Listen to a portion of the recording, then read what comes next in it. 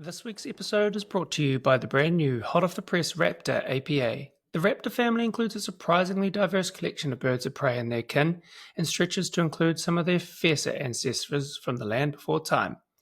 Pale ale can feel like a similarly broad category, but this one is very much of the more assertive kind. Deep gold with piercing piney bitterness and a citrus hot flavours, it's a throwback to the relatively recent past. R.I.P. Falcon. Hello, Raptor. Nice. Stoked to have Nina Boyd, architect, traveller extraordinaire, and DPP superfan on the pod this week to discuss the international scene, how to come by your architectural epiphany, buildings that give you the ick, and, of all things, Finnish sausages. This convo flows like beer in a beer garden, so let's dive in.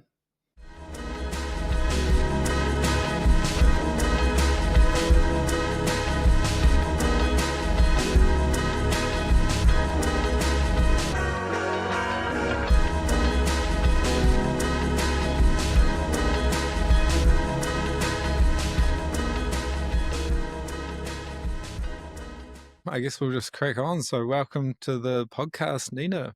Whoop, whoop. Super fan. There's two people on your side of the world rocking DPP t-shirts because Cal's got one in Amsterdam as well. Nice. Oh, we should have a meetup. Yeah. Just the two of us. Super fans. I actually, brought this all the way with me, but I almost forgot. And I was like, Ben, we're going to be matching wearing our uniforms. Okay, well, I want to know what you guys are up to. But if we must, what do you guys want to talk about? I want to cover your guys' trip. Where firstly, I want you to tell us what the new job's like, and then I want to hear about all the cool shit you guys have recently gone and seen. A holiday. I want to know Doesn't how it you've sound been. terrible to just I want to know brag how you've about been your holiday? inspired. Yeah. Don't peg it that way, because then you'll make me feel real sad. Yeah. Oh, well, I'm sure Ben will have lots to say about it. I just really enjoyed your little... I can't even remember it anymore, you know. It's already blocked out. I just enjoyed your tidbit blur. on like Alvar Aalto's studio, Ben. I just want to hear more. More about the international scene. What are we missing out on all the way over here in little old NZ? everything. Yeah, true. Literally everything. As I was saying before, like, it's pretty dire over here. What feels a bit dire at the moment. It's just what you make the it. plane was empty coming back into the country, so that's never a good sign. So I feel like things are maybe slightly on the up, but Yeah, it goes to show how bad it's... That's positive. It goes to show how bad positive. It is? Yeah. Oh, today I guess have a discussion about international architecture or just travel in general and see how it goes. Thanks for inviting me, guys. Nice to be here from the other side of the world. A beautiful cloudy morning, and it's like 10 a.m. for me. So are you in Paris, Nina? I'm in Paris right now.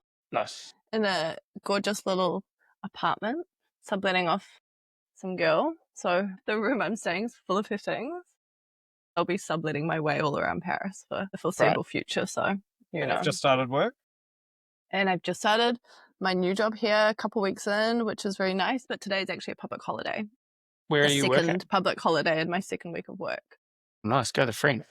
Yeah, I know. I think the French maybe have the most public holidays in Europe, followed closely by Italy. Smart. Yeah, so I've chosen a good month to start work. And just at a pretty small studio that does a lot of international work on, I don't know, fit outs and some kind of architecture and some stuff across Europe. And I'm working on a project in Prague at the moment. So I've never been to Prague, so it's all pretty new and exciting. Is And a very travel all international part of the team. gig? I imagine for the directors, it's a huge part of it, but for the rest of us, I don't know if that's the case. But we'll see what I can get out of it, you know. Trip to Prague wouldn't be too bad. Is it a French firm you're working for? Is it like an international? Yeah, but it's firm super based- international. Like, my team is like from all over. There's people from Spain, Poland, Croatia, Peru. The common denominator is that most of them speak French, and of course I don't. But luckily, like, all our clients are communicating in English, so it's been a relatively easy transition, I would say. But I'm only a couple of weeks in, so, you know. Are you taking French to We'll kind of see. like get up to speed? I've always thought that like is a terrifying barrier for us from New Zealand working internationally is that we have zero know. language skills. Well, Yeah. yeah, you I can mean, learn, right? I did like French when I was at high school. And there are little aspects of it that kind of are coming back to me, but very slowly. Yeah, I would like to do some night classes. My pal, exactly. That's the extent of my Yeah, high school. exactly. So, no, I mean, I barely got a handle on Italian at the end of last year. And I feel like if I start now learning French, I'll forget the tiny amount of Italian that I now know. I know I struggle with French so much more than I did with Italian. Italian, there's a bit of a rhyme to it. You can kind of just be like, da-da, da-da, da-da, da-da. And so we did some traveling prior as well, didn't we? Before we got to Yes. Paris. We did some traveling when you came over We to look at we architecture. went from Germany to, where did we, I can't remember now. Germany, Copenhagen, which is awesome. Such a cool city.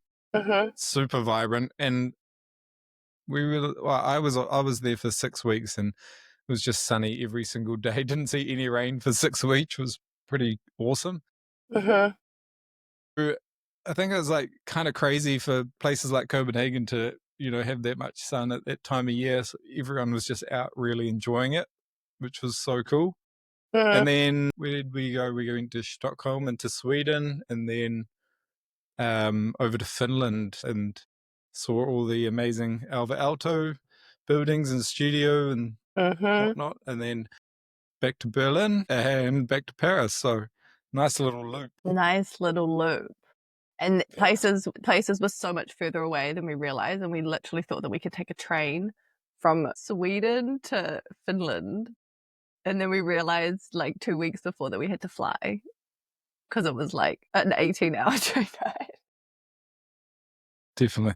Yeah. I'd say definitely, as I think I mentioned the last pod, the highlight for me architecturally was like visiting Alvar Aalto's studio. I just think that was, really cool. And I guess what prompted this episode was just the discussion around, how Alvar Aalto kind of went and visited Italy for his honeymoon and was so taken by the organic nature of the Italian architecture. And so when he came back to Finland, he had completely changed his frame in terms of, things like light or texture or rhythm and scale, and shifted from a real kind of methodical architecture to a much more kind of organic architecture. So, visiting his studio, you can really see a lot of the Italian style coming through, and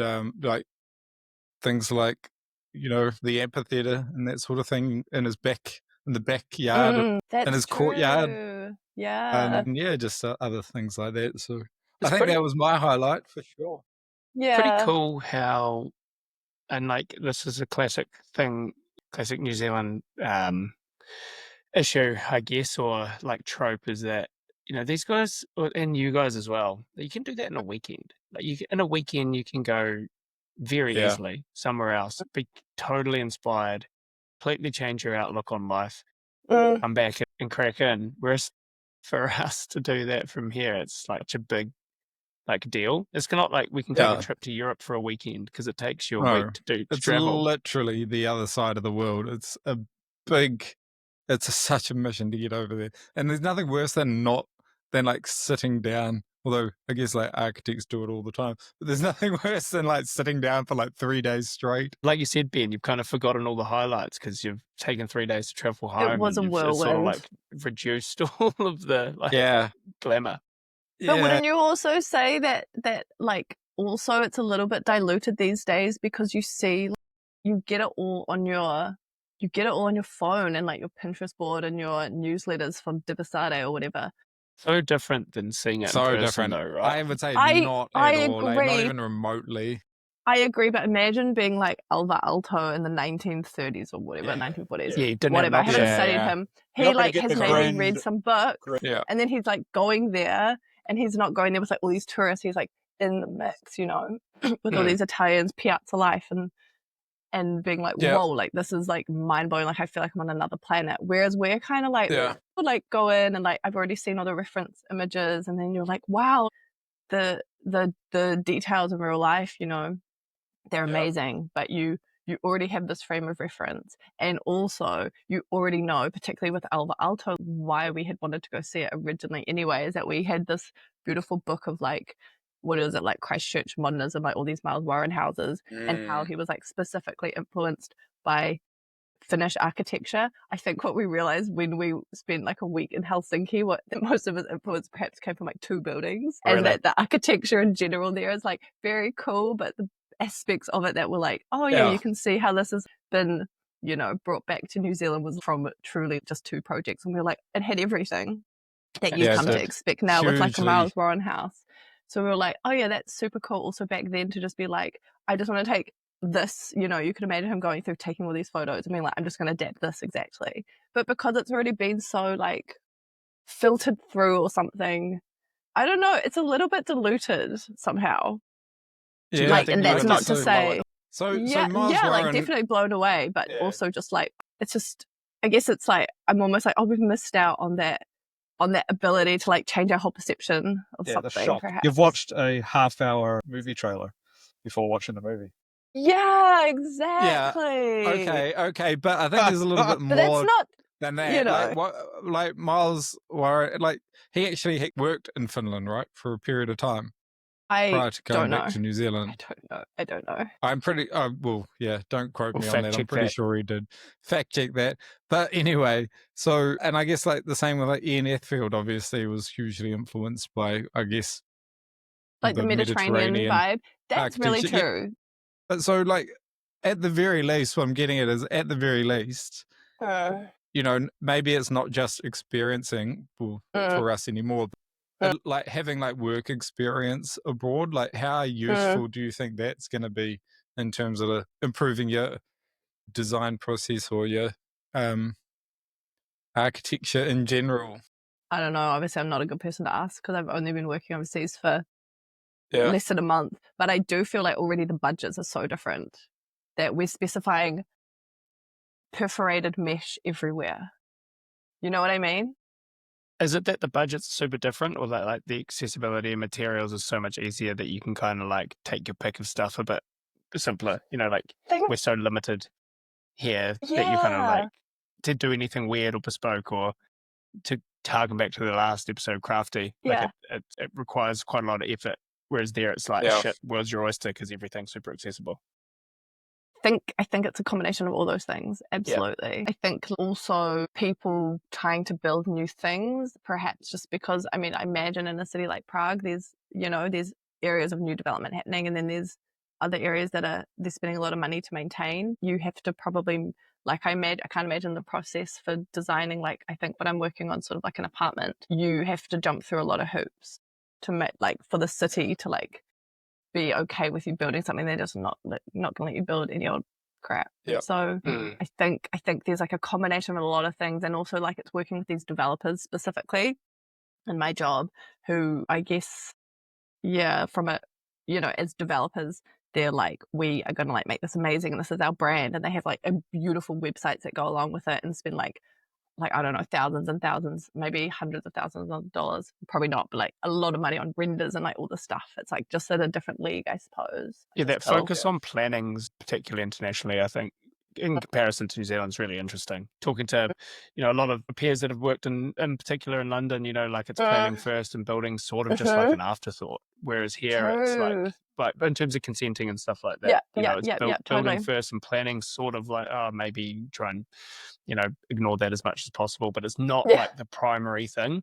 Yeah. Whereas I find overseas it's far more considered. You know, they're really conscious about what our cityscapes and their environments and what they want them to look like. We're here, that's just not really the case. Yeah. But do you think that the reason for that is because we're such a new kind of country, and buildings, like owning buildings is still kind of like a big thing here, but as buildings kind of get more expensive, like building like home ownership, for example, in Europe is very expensive, then, you know, like the governments might, or people might kind of push the governments to shift from like having incentivizing property, whatever, to more like lifestyle, because it'll become more about like, you know, the landlord or the tenants, and more like about like the planning of, you know, how people are living in buildings, like it has been over there for many years. So you're You know saying what I that mean? So you're I'm saying that's saying if like, we shift away from the like independent home ownership thing.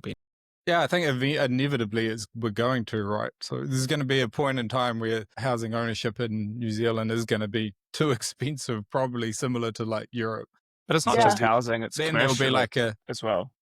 yeah, Yeah. but then people will just start wanting different stuff from the governments, right? And that is like when the planning stuff comes in a little bit more. I don't think our population will ever allow for that. Yeah, Reckon? I think No. there's a big shift there, like from, I mean, less and less people owning more and more, perhaps, than to Yeah. the government owning all the houses. Like there's a very, very large. I'm not saying the shift there. government. I'm saying people still own it. I'm just saying it's less of a. It becomes less about home ownership in general, and more about a lifestyle, living, renting, wanting different things from a home. Well, I don't know. Perhaps like the more stringent planning rules and stuff is maybe just as a result of just being an older city. Yeah. There's more Totally. care We're a and very young consideration. country. I don't Yeah. know if who owns houses or something will drastically change our plans massively. Yeah. But maybe age and then feeling like you have something to protect. We don't Yeah. have a huge amount to protect or anything.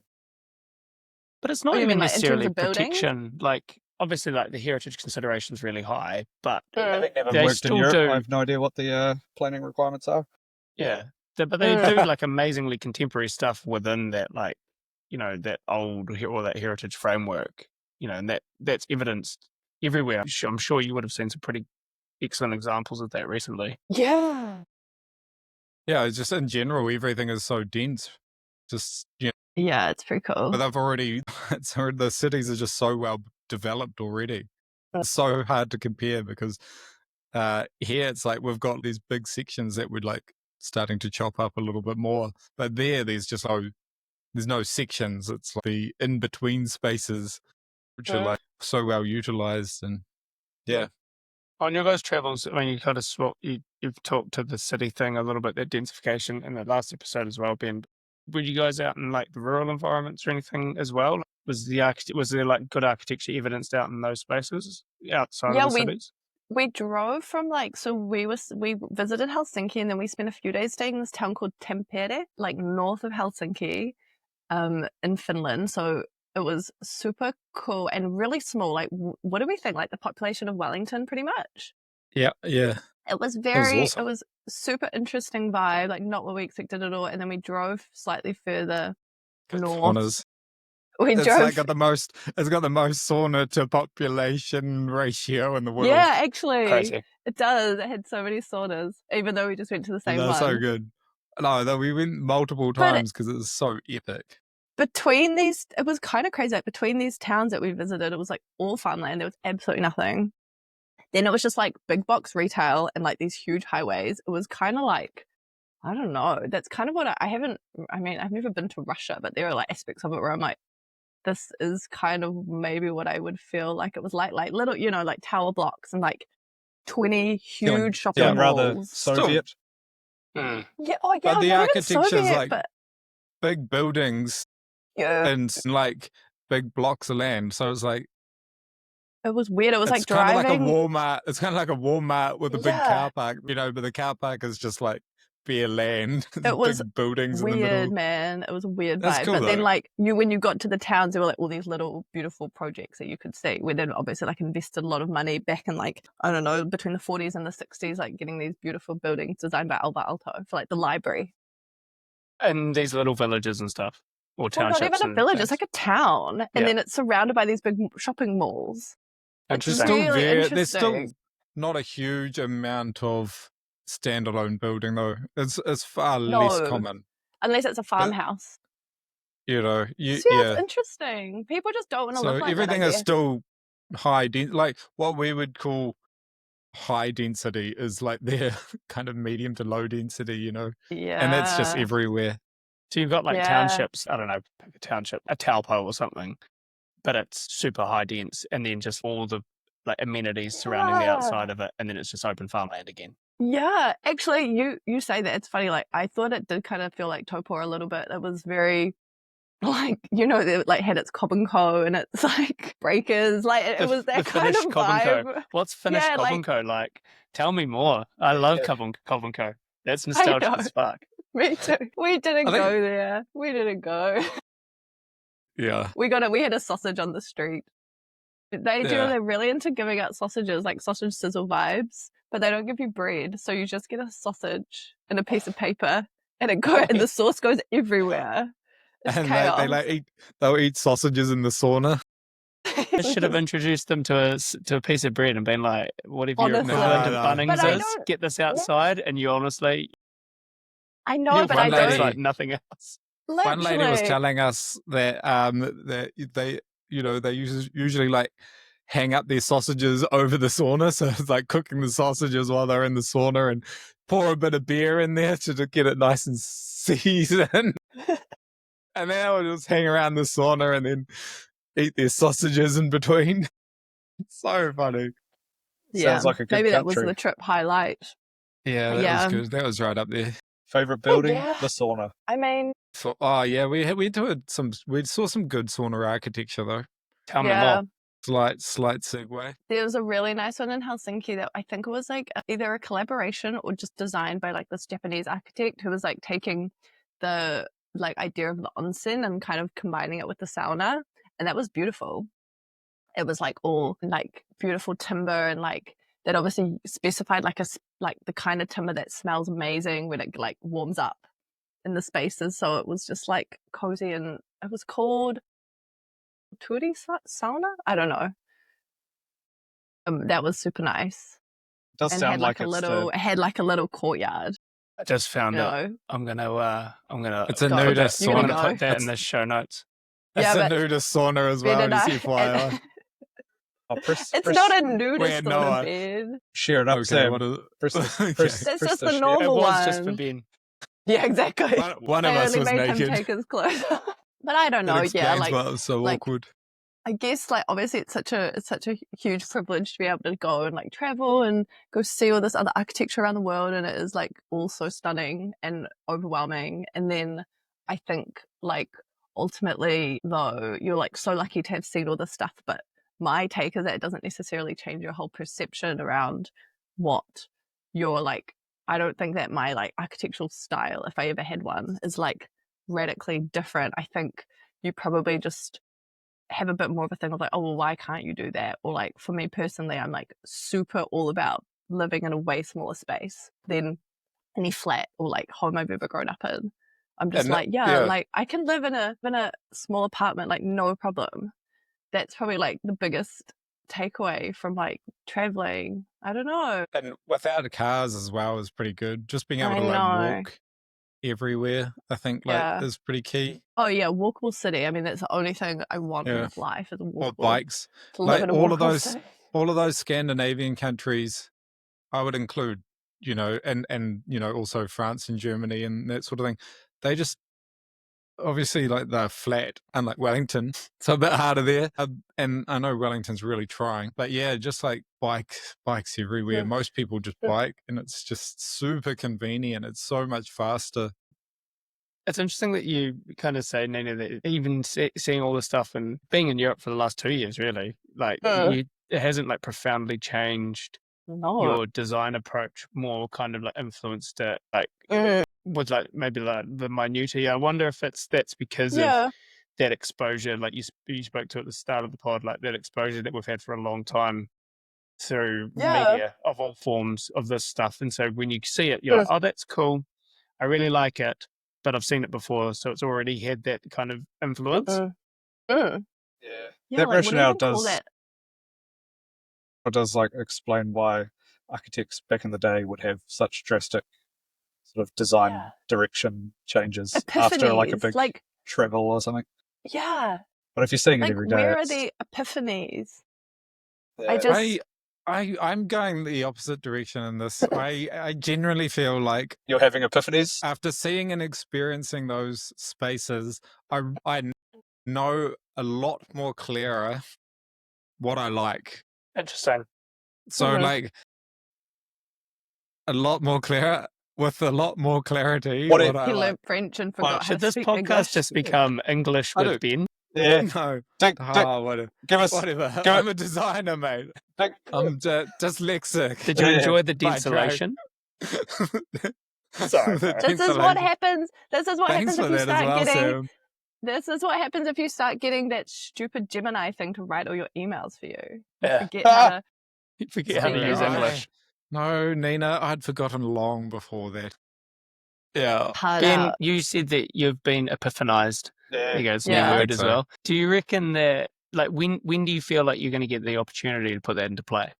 Yeah, so that's kind of where I was going. Is like, I definitely know what I want a lot more, but it's so hard to translate it into Mm. like the type of architecture I'm currently kind of doing. Do you reckon there's even the No, I think it appetite will- I think it for will. it here? I mean, like it's as simple as like it could be as simple as like what kind of form or what kind of proportions, what kind of rhythm you like. You know, years ago when we visited Pompeii, and there's like the ruins of like the courtyard houses that are like the central courtyard with the water feature in the middle to keep the to keep the air nice and cool when it hits the water and kind of bounces out through the house. I love that. Science with Ben. I love that. And I'm like, shit, yeah, one day I'm going to have like a sweet courtyard with a sweet water feature. Don't know when Yeah. I'm going to use it, but it's just a goal. A goal. Okay. So you can So- have That's heaps nice. of sandflies at your house? Is that the plan? We can deal with sandflies. Every time I think about having a water feature or like looking into a water feature as like a design solution, I'm like, fuck, sandflies. But no, you That's don't. so true. Doesn't No, have to be it's big not. though. Don't listen to him. Don't listen to him, Nina. Am I being too practical? What about this? exactly. What no about this? sandflies. You're like, you say, I don't know, traveling hasn't really changed my aesthetic. And then you design your house and you have like your water feature in the middle, the sauna in the corner, the like Your Parisian, gargoyles out on the... the Who doesn't Parisian want terrace. Who Literally. doesn't want gargoyles? Literally, like your fucking all terrace about out this. front. What else could you have? Yeah, It'll just be like your a Frankenhouse cathedral of just like all the dome. international inspiration. An obelisk in the middle of your water feature with Egyptian writing on it. And just like a tabacaria, like in the like built in, so you can go and like grab some drinks. Yeah, Is this not just postmodernism? gorgeous. That's the only postmodernism Yeah, I it will is. subscribe to. Yeah, well, that's where Gorgeous. New Zealand's at, right? We'll bring it back Homo. Who's behind the times. So it's changed me at my core. That's a good And just epiphany. has drinking beer improved your architecture at all? You can have like a beer No. sculpture in your fountain in your house. I tried that at Yeah. university. I got hammered, and then like before starting like a project really, really late to see if it would inspire me. And did it It work? did not. It did not work. Did you have did fun not. though? Did you have fun? I think I had fun getting drunk. I don't think I had fun getting a bit. That's a B. That's pretty Oh, good. that's B for really- if beer. you manage to like get drunk and pull off a B, then I feel like you just had to good. show up to get a B, to be honest. But was that a low key brag? no, not at all. B for brag. So That's funny. Sam and Gerard, have you guys ever, or even have you ever considered working abroad, or ever wanted to, or ever going to? I did a short stint at Hopkins in Dubai. Did you? Yeah, at the end of fourth Whoa. year, Whoa. Crazy. which was pretty intense. Yeah. What's Dubai like? How long were you there for? I can't Not that fathom long. living there. It was like Dubai itself as a place to live is pretty horrible. You just live in an expat community, and basically the driver would pick me up from the house I was staying in, take me to work, and then take me home. Or I wouldn't go home. Whoa. We're doing like, I Yeah. think we're pulling like 16-hour days most days. Which is real intense, but like again, super international. But with the stuff we were working on was massive. Like I was working on in a competition team when working on the design of like Whoa. a new like village, basically, a new gated village community, but it was the entire thing. It was 9 acres of development land or something. It was pretty big. Wow. Crazy. Yeah, it was interesting. And that was crazy international, heaps of Brits, because Hopkins obviously is a UK-based The firm. Brits love Dubai also. Yeah, heaps of Filipinos as well, and quite a few like Eastern European people. So it was really fun. Yeah, totally. Absolutely, like soul-crushingly, like intense, just full on, just like it was a lot of hours. I had to do a to get kind of like confirm the internship. I had to do a CAD test on like the first morning. So they basically gave me a bunch of stuff to draft. They're like, you've got X amount of time to do this, and it's full on. The principal's behind you, like watching you CAD, and you're like, Oh Nina, God, it's so stressful. Nina did a CAD test.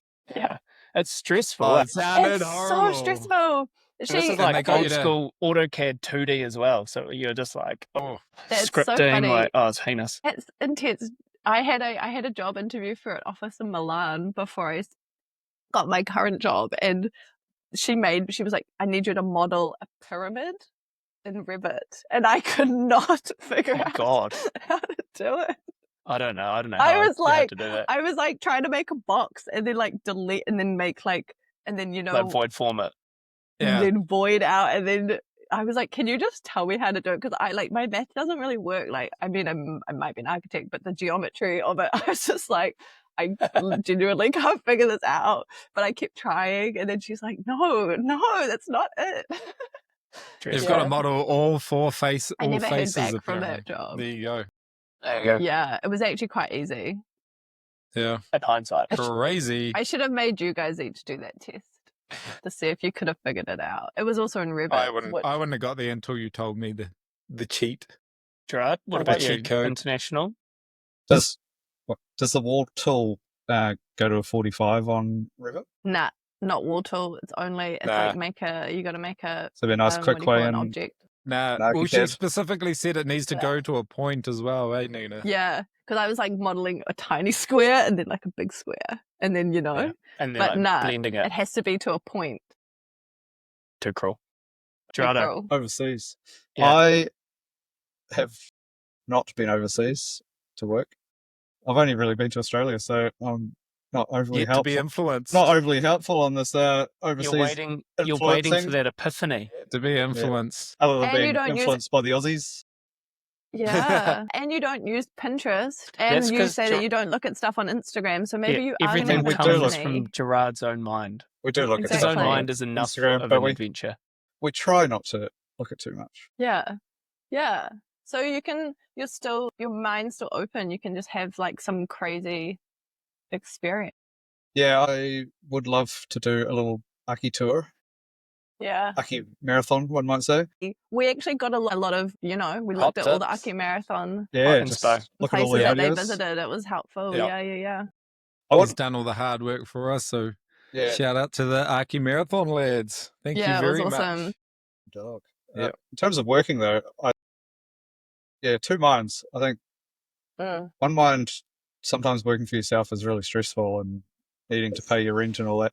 So it kind of seems like a luxurious holiday in my mind to like go work for somebody overseas for a year or two.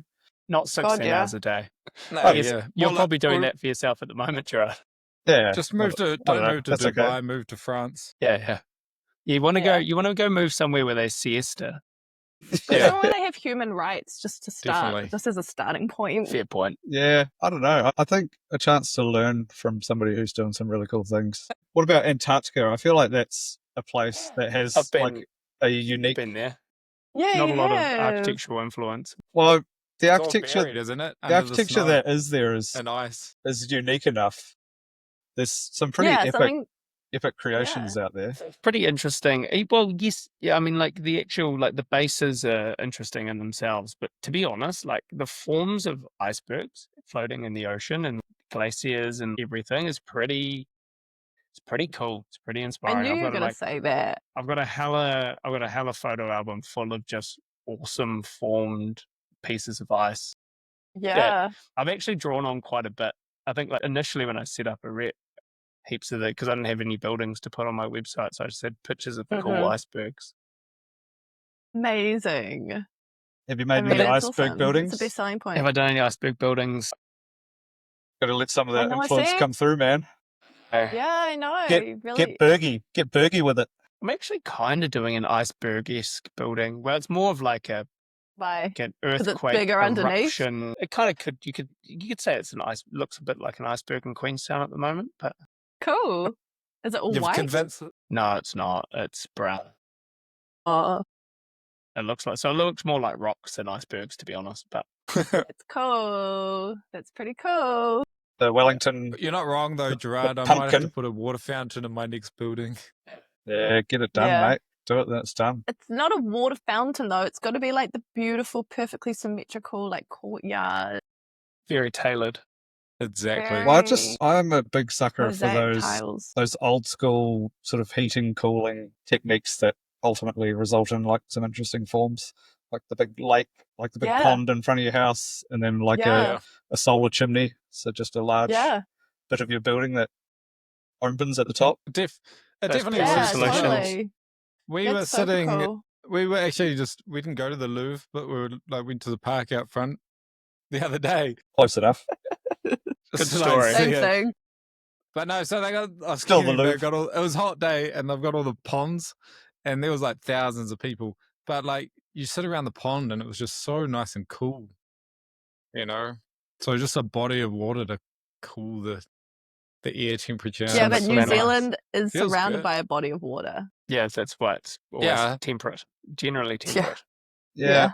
I So it still gets hot. I think that's the temperature notion to architecture is something that maybe doesn't get played with enough, or Ooh, maybe the one that experiential. maybe one that we don't play with enough. As with all of Totally. my stories, I'm gonna have to reference Conor Dolman again because I Yes. haven't been overseas and have to live vicariously through his Your stories. favorite architect, Conor Dolman. Yeah, Your favorite international architect. yeah, he's a big dog.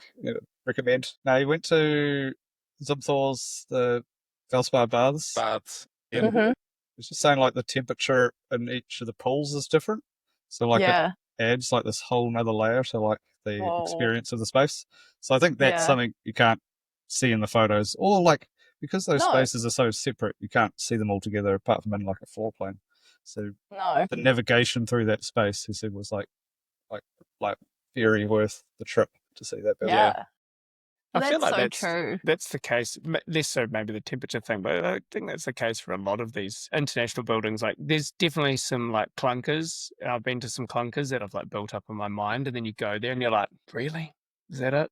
But This then is- like yeah. some of them you're like, okay, I did not understand any of this Yeah. from a Yeah. photograph or from a video or anything. Yeah. Yeah. And I think that's probably just good architecture in general, right? No, Like it's Literally. not just a building, it's emotion, it's experience. Like we've Yeah. talked about heaps this season, which is kind of cool, but I think that's the Totally. key. It's something that evokes more emotion than just visual. If you can capture the best parts of a building in a photo, then you're definitely doing something wrong, right? Like architecture isn't architecturing. I actually had a question then for you guys because I've been thinking about this for ages. What is like a building that either you like was totally shoved down your throat at architecture school, or like since then that's like you're meant to love it, that you either visited and were like, well, this is really not what I expected, or that you perhaps never liked but was like in the zeitgeist as like, this is an amazing building that you have to love. Like, What I'd be about this? really 'Cause interested to know. Ben pre-prepared us with this question. I know, but Nina, it's such a... so I've thought about this one. I didn't read the group Okay. chat, so I am unprepared. For me, it's the Guggenheim Bilbao. Okay. Like going to, like, I feel like particularly sort of our generation of architecture, it was one of the kind of Yeah. quintessential buildings. Yeah. Everybody Yeah. talked about it. Yeah. that's Frank And Gehry. just Frank Gehry Gehry, in yeah. general, And- right? Yeah. But in particular, Bilbao, Mm. like I'm not going to understate the impact, the societal impact that building had. Basically, completely regenerated a city. Aw. But as a building, it's so disappointing to go there and you realize that a huge majority of it is just facadism. It's not even building to it. It's just form on Just stuff. structure that is zero function. It's just Yeah. there for aesthetic. And I'm kind of like, Just boxed out inside. yeah, it's just framed. You can see behind it.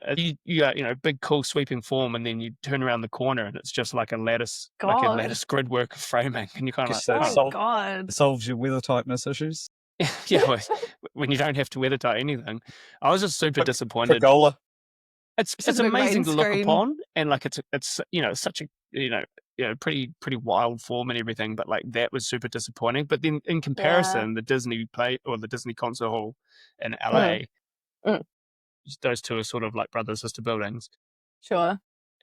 is a bit more like the entire form's a bit more inhabited, and so it's way. And I've been to both, and that's way more interesting, I think. But yeah, the Guggenheim Bilbao to me was a clunker. Yeah. Yeah, that's really interesting. Because you're right. Frank Gehry was a huge one when we were at architecture school. Yeah, that's disappointing. I found at architecture school, like, you were taught to, like, despise or hate Frank Gehry. You're like, well, it's not architecture. He's just squishing. Parametric. He's just squishing up paper. But I've been massively impressed by the guy. Like, he must be amazing in a client meeting. God.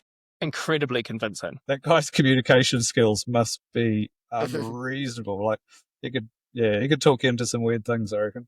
Yeah, I agree. And maybe that's the most amazing part of it. Like, well, there's clear substance to a lot of his work, and I think some of it's amazing. But it's just, that's a bit of a shame that one's a letdown. Yeah. Yeah. What about you, Ben? Any? Well, man, Ben doesn't like being negative. Be honest. It's a safe space. I don't know. Give it both barrels, mate. Nobody's going to hear this. I guess, Zaha, some of Zaha's stuff. Don't say that about Zaha.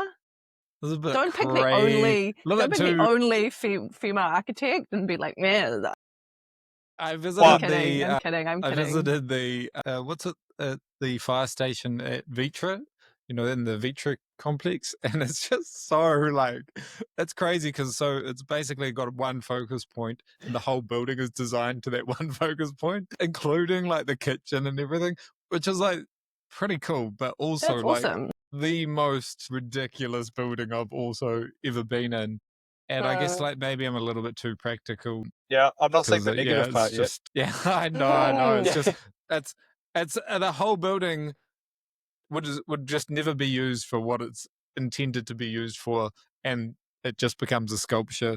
And then I kind of think that's a bit of a letdown, but it's still was really interesting. It's cool that people can it's make good to hear. Sculptures. I'm glad to hear it like warps three-dimensionally. Yeah, but it's too literal for me. Like it's like let's take a building and just kind of warp it and then build the whole thing like that, and it's cool. But it's like it's also just a little bit too kind of literal, I guess. Well, maybe you've had for me. I suggest maybe you've had an epiphany there. Yeah.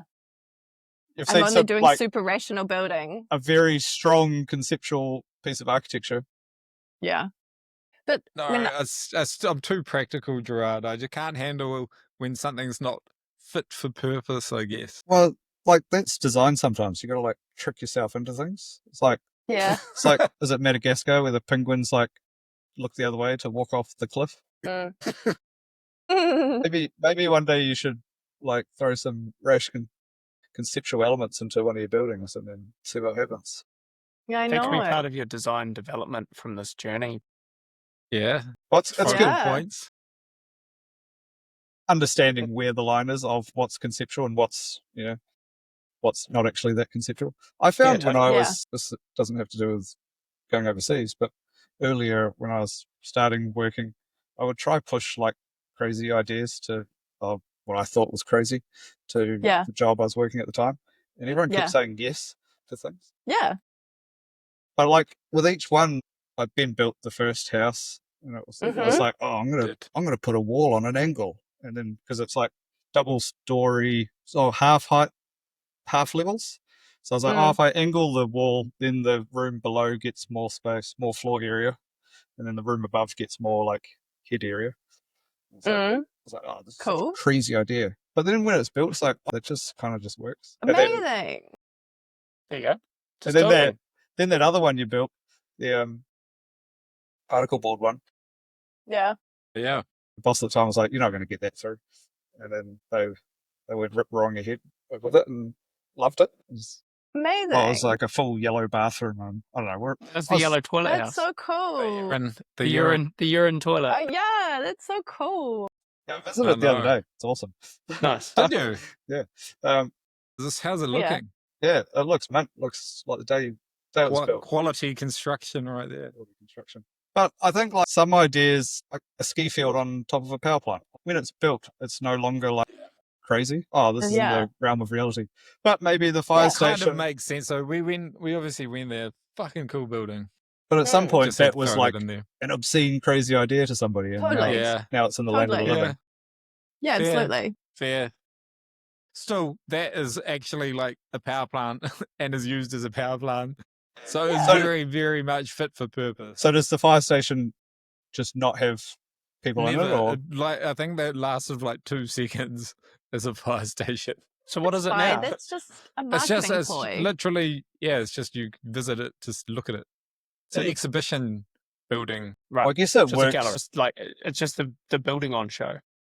Yeah, I mean, like, there's a bunch of interesting buildings. Like, there's a Tadeo Ando building, my favorite building, which is one of the Herzog buildings. Part of like I a mean, complex like or something. Yeah, like Vitra. So, you know, the Vitra Museum, which is like the furniture and that sort of thing. It's like in that complex. So it's just used as like for a tourist attraction now. And it is, I mean, like that whole place is so worth going to. I think, like, highly recommend visiting One-stop there. shop of inspiration. So did that? Yeah, Did it start off as a fire station, or was it always like a conceptual fire station for the Vitra? Well, my understanding is that it was a fire station, but now thinking about it, maybe it always just was a conceptual He's fire having station. his epiphany. But yeah, I can't answer that. I'm not sure. Sorry. Yeah. And what about you? What any buildings that you sort of had shoved down your throat that were less inspiring? Kind of a lot, but being still mine, like I obviously don't have anything bad to say about Zaha, but like I visited, you know, a couple of those buildings, and it's not even that, it's like not practical. I think that's super cool to build stuff that's not practical. I think it's more just like the level of finish was pretty average, and like this is just basing off like 2 or 3 buildings. One in Guangzhou, one in outside of Copenhagen. Just really like the finishing's pretty bad. The bathrooms are ugly. You know, like when you know, you're like, oh, the architecture feels so right because even the bathrooms are like so beautifully designed and like epic. It's kind of And then it's disappointing just when like such a letdown. You're like, a lot well, of- like, yeah, like just the promise of like this architect is not delivered. But I don't know, like I think the whole parametric architecture thing I always was super resistant to, which made me almost a minority at architecture school. And now I feel like we've come so far past, like, it's so weird to think about that time period now, especially now, like everyone knows that Patrick Schumacher's like, whatever, not a good guy. And I'm just like, feel a little bit vindicated. And then I'm also just like, yeah, like I always felt like it just didn't like speak to me. And then it just doesn't speak to me. But that's like, it's different for everyone, right? Because some people will be like, well, this is like phenomenal. And I'm sure there are buildings that are finished beautifully, but I'm still like, I don't know. Yeah, that It's not for me. parametric era felt like a lot of effort was put into the front end and not much put into the back end. Yeah. Maybe Do you speaking think out of we're turn done? in general, but like I what know, with I can't really comment. parametrics, Yeah, like, do you think we're done with that? I think it's probably maybe just- been a bit more refined, mainly and probably because the tech's more refined. I feel like back in the day, the tech was so like kind of janky. You got janky results, but now it's like so polished. Everything's a bit more easy, probably. And so like the parametric solutions are just more, I don't know, they just seem more curated. What are some of the newer parametric offerings? Well, Yeah. so who was it telling me? Someone was telling me, I'm pretty sure it was today. I can't remember which firm they were talking about. I thought it was like Diliscafidio or something like that, where they basically like, we were talking about models, like having a workshop chat, you know, trying to manifest it. But we're talking about like creating foam models.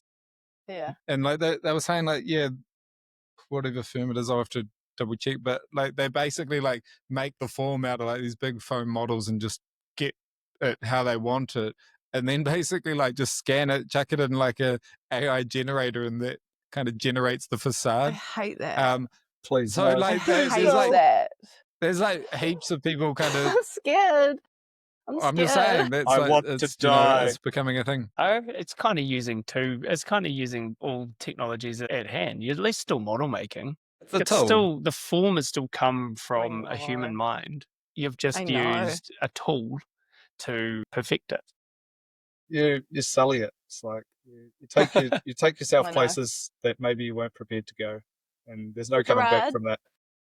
Gerard, if they had two identical pavilions and one was designed by AI and one was designed by an architect, do you think you could go into the pavilion or look at it and know which one was designed by a human and which one wasn't? Yeah, I think so. Definitely if it was like an architect that liked to design buildings, you know, That It's some likes nice, to design buildings. yeah, like Don't who we all do follows. it? Yeah, but like somebody, it's not true. Somebody who True. like follows through on the details. Who is like John Wardle making like epic Yeah. little handles everywhere and like really nice Yeah. little touches. I feel like you could spot a John Wardle with your eyes shut. I think. Yeah. You could I think feel it's it. pretty beautiful. Yeah, like every time you touched a handle, you're like, "Fuck, this is an extremely complex timber profile." Yeah. Poor joiner who made this, but oh my goodness, so nice. It's that level, it's the added depth, right? The added depth to the building that I think comes through with that human touch. I think that Yeah. architecture, like all these big buildings, conceptual buildings that fall over at detail level, like that's the benefit of like being in a small practice where you can Yeah. be the designer, but then you get to make sure the design intent comes through at the detail end. And I feel like Absolutely. people are so quick to hand off develop detailed docs to minions or whatever, Developer, contractor. or Yeah. even to a whole different firm. I Because know. then you lose the salt and pepper, you know. I totally agree. I Totally. think being able to carry that Totally intent agree. through from where to go is so important to like Hell yeah. realizing the truth of your building. Hell yeah. AI has no heart. It doesn't know what it's trying to do. It doesn't know what. Doesn't have hands. Has no Yet. hands. Oh fuck! Yet. I am a robot. Maybe I'm a robot. Yeah. I'm It's from the future. that is so true. Yeah, I totally agree. I just think I also wonder if like maybe that's the opportunity that sometimes New Zealand is missing out on. Is it like I don't know what it comes down to, is it a question of economics, or I don't know, but I think the thing that totally sets apart any good building you've ever been into versus a normal building that you don't even think twice, it's not amazing you, is that level of detail. And like, is there a thing of like, well, in New Zealand, we're dealing with things on such a smaller scale that we should be taking on all this extra, we should be taking on the extra level where like, yeah, of course, we're going to also have like a whole part of the scope that's like designing all the hardware and getting it fabricated. But then at the same time in New Zealand, like, I don't know, are our services so expensive that it's like, no, like everything has to be off the shelf? Like it just, I really despise that we always have to get everything proprietary. I'd love to know what those meetings sound like where the architects are saying like, okay, this is our scope and it's like this and this, and of course like it's every like we're gonna budget this much for like all the hardware and all the like we're gonna make some like beautiful, we're gonna make the kitchen sink and we're gonna get this like this done bespoke, and like that's just part of it. Like where how do you have that conversation with the client? I really like Including what the kitchen sink. I really like what Romana said last week, and he's like, if you're running a custom batch of like 20 of Yeah. something, or it then becomes viable, and I'm like, shit, Totally. I've never That's so really thought true. about that. Like, Yeah, you can it's do definitely true. worth relatively small looking runs into. of things. Yeah. True. I And you think just be It's true. sensible. Like, don't design a custom something that's like insanely complex and uses like 6 different materials, so you need 6 different trades and they all need to interact or Of anything. course. That's not gonna like fly. But if you Yeah. do something that's like still cool and bespoke but relatively simplistic, Yeah. then it's probably worth it. That's so true. I think it's just something that it's not a skill set that lots of architects have. And like, obviously, yeah, the discussion you guys had last week and like you, Gerard, being in a workshop all day, but a lot of architects like myself, like we haven't spent time in workshops building stuff. So that's kind of like a really foreign concept. You've only been 2 weeks at your new job. Like, is there any scope for that there? A little bit in my office, because I think they've made a bit of a name for themselves developing like super customized joinery and things for like very like small living kind of vibes. Like, like they've designed like a custom like, sink that folds down. These kinds of things. A folding sink, that's right. And like they're really into like the beds that like lift up beds and things like that to like really like, make the most of the space. I love those little mechanisms. They're require really like into a little these bit of little mechanical mechanisms. engineering. And but what I'm realizing is like the reality of even getting those over the line, even though that's probably the main selling point, that they're going to employ this, office to do their architectural work, is like, specific clients are still like, oh, but actually can we get something off the shelf, because that just sounds expensive, and if something breaks, we can't just go and replace it easily. We have to like get a whole new sink specifically fabricated. So can we just like have something that's already available? So I think it's just a battle everywhere, really. I mean, what's going to happen when like at Alvar Aalto, like one of his buildings, the handle breaks and then they can't replace it? What are they going to do? Break, it's just crafted so well. Well, yeah, it is quality. it is cast from brass. The building so will Yeah, break there you before go. the end. But I don't know what you do in those scenarios. I think having a closer relationship with like weird boutique makers, like there's people around who just turn timber.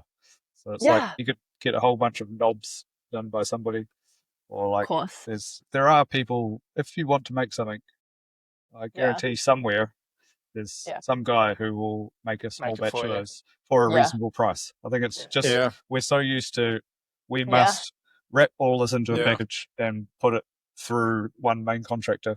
And you could pull out a whole bunch of those items and call them client supplied, and you and the client go around and find little makers. Yeah. You could do that sort of thing with like smaller workshops. Like I often get people coming in and wanting to like learn how to weld or something. Elaborate on things. Yeah, I think well, that's what robots can't do either. Like they can't collaborate with other humans and make friends and then go to a beer with each other. Yeah. I feel like in there lies some more meaning of life. Maybe this whole story is that maybe you don't need to go overseas to have a breakthrough, but maybe looking inward and local and smaller, maybe that's or maybe the story is there's just inspiration everywhere. Maybe that's our next pod is we'll take it small scale. Also, get it local craft. Everyone in New Zealand between the ages of 25 and 31 didn't like go overseas, then imagine how like thriving all those opportunities would be in New Zealand. Yeah, but she says as she sits one of those people overseas. Yeah, but like literally, I'm like, partner is over here. But the problem is there's not the opportunities aren't like the market here is not great, so the opportunities aren't here, which is a shame. Yeah, but I if feel people like were here, if you generalized, everyone goes over. Well, so many people go overseas for a lot of people 2 to 3 years, maybe 4, but then they all come back. So it's like they're just epiphanized. They just come back epiphanized. Everybody comes back. The call of the motherland is strong. I had a very controversial building as my option for one that I feel gets talked up very heavily. What's that? Yeah. Savoy? Yeah. Because I haven't been overseas very much. So is it Te Papa? Don't say Te Papa. No, it might get me in a lot of trouble. No, go, please. Please. Or save it for the Patreon. I can cut it out if you don't want to. Save it for the Patreon. Yeah, bleep it. Yeah, now I'm having a mind blank. What's the little chapel down in Karori? Fortuna. Oh, Fortuna. Fortuna. You don't rate Fortuna. Well, it gets talked up as if it's like Sagrada Familia. There's better John Scott out there. But like John Scott's done some really nice things, and it's a pretty nice building though. I also feel like a Gothic piece of church architecture is infinitely more impressive. But we're not out here celebrating the OG architects of the day. The very, very early. Maybe it's maybe it's a matter of time. Like we only celebrate architects that we can like rationally think 1 or 2 generations, and then I think it's a matter 5 or 6 generations. It's like no, you just made it. It's Made a him it's a matter the of like sickest location though. Like fucking building ever, and we don't care. if we're looking at churches, like the Gothic cathedrals in Dunedin are celebrated pretty heavily. It's because they have them. There's aren't that many in like Wellington. Like the only really kind of Gothic church is Old St Paul's. Which is epic. Like, Which is epic. Awesome. Such a cool church. it's a really cool building. And it's, Yeah. Yeah. it's very like warm, huggy space. All that timber, Yeah. that red carpet. Yeah. Like, Obviously not denying John Scott's like one of the best architects that has ever existed in New Zealand. Yeah. But yeah, for me as well, maybe Fortuna, just the way it was like just talked gets about. so high. I was like, oh yeah, it's really cool. But like, I don't know. Yeah, it is cool, but it's maybe not like. We won't look to get on to the Fortuna lecture Well, series ballot then. I think it's cool I building. think it's cool. I Yeah. like it. the I like Fortuna it. It's cool lecture, space. they need to invest in some bigger TVs. Like, No, well, they need to invest in TVs. some maintenance it's a as terrible, well, unfortunately. terrible space for a lecture. It is. Yeah. Yeah. Nice Just toilet. Makes you Especially wonder though. what it was like for a sermon, which is like a lecture. So maybe Well, the I- planning's not great. Well, They probably like, don't need screens. there's less pictures if you're just reading from the book. They need to pay For an for architecture that lecture- upkeep somehow, though. There's a little Yeah. TV screen. Yeah. There's Yeah, so yeah, many yeah, like totally. epic churches in New Zealand. So I think for it to get singled out is like, well, maybe just because it gets talked about so much. Well, yeah, we should probably wrap it up there anyway. Call it done.